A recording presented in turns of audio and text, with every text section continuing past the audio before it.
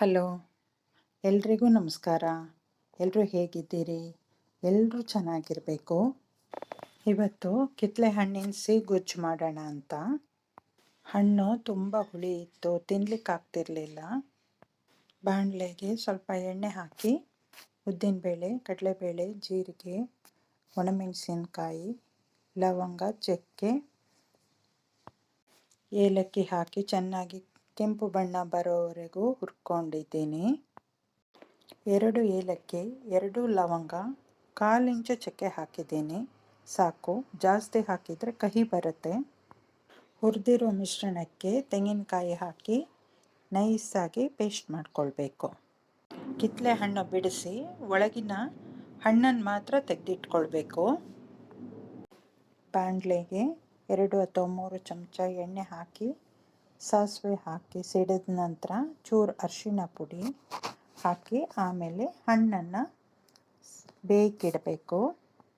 ಹಣ್ಣು 5 ನಿಮಿಷ ಬೆಂದ ಮೇಲೆ ರುಬ್ಬಿದ ಮಸಾಲೆ, ಬೆಲ್ಲ, ಉಪ್ಪು, ಖಾರ ಸೇರಿಸಿ ಚೆನ್ನಾಗಿ ಎಣ್ಣೆ ಬಿಡೋವರೆಗೂ ಮಗಚಬೇಕು. ಉಪ್ಪು ಬೆಲ್ಲ ಹಣ್ಣಿಗೆ ಹೊಂದಿಕೆ ಆಗುವ ಹಾಗೆ ಹಾಕ್ಕೊಳ್ಬೇಕು. ಮತ್ತೊಂದು ಮಜ್ಜಿಗೆ ಹುಳಿ ಮಾಡೋಣ ಅಂತ. ತುಂಬ ಸುಲಭ, ತುಂಬ ಒಳ್ಳೆಯದು.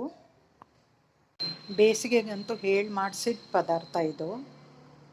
ಬಾಣಲೆಗೆ ಕೊಬ್ಬರಿ ಎಣ್ಣೆ ಹಾಕಿದ್ದೀನಿ. ಒಗ್ಗರಣೆಗೆ ಸ್ವಲ್ಪ ಸಾಸಿವೆ, ಅರ್ಧ ಟೀ ಸ್ಪೂನ್ ಜೀರಿಗೆ ಹಾಕಿ ಕಾದ ನಂತರ ಹೆಚ್ಚಿದ ಹೋಳುಗಳನ್ನು ಸೇರಿಸ್ತಾ ಇದ್ದೀನಿ. ಹೋಳುಗಳು ಬೇಗನೆ ಬೇಯುತ್ತೆ. ಸ್ವಲ್ಪ ನೀರು ಹಾಕಿ 5-10 ನಿಮಿಷ ಬೇಯಿಸಿದರೆ ಸಾಕು.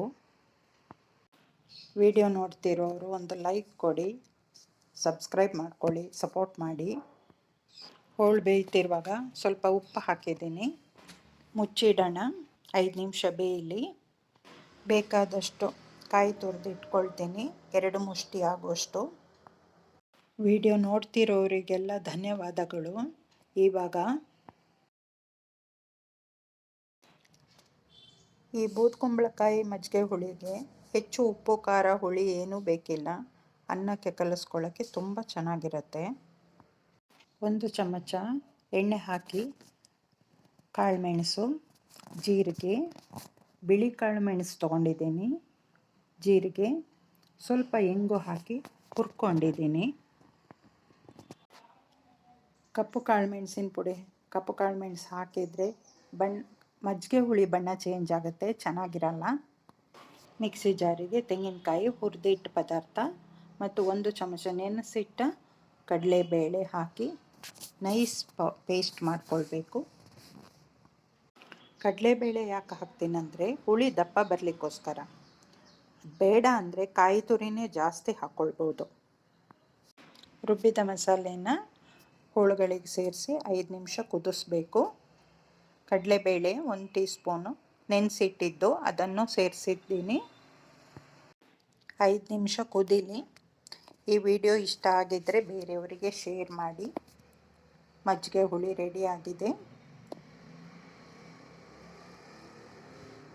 ಹುಳಿ ಸ್ವಲ್ಪ ತಣ್ಣಗಾದಮೇಲೆ ದಪ್ಪ ಮೊಸರು ಸೇರಿಸ್ಬೇಕು. ಈ ಪದಾರ್ಥ ವಿಡಿಯೋ ನೋಡಿದವರಿಗೆಲ್ಲ ಇಷ್ಟ ಆಗಿದೆ ಅಂತ ಭಾವಿಸ್ತೀನಿ. Thank you so much. Next ವಿಡಿಯೋದಲ್ಲಿ ಸಿಗೋಣ.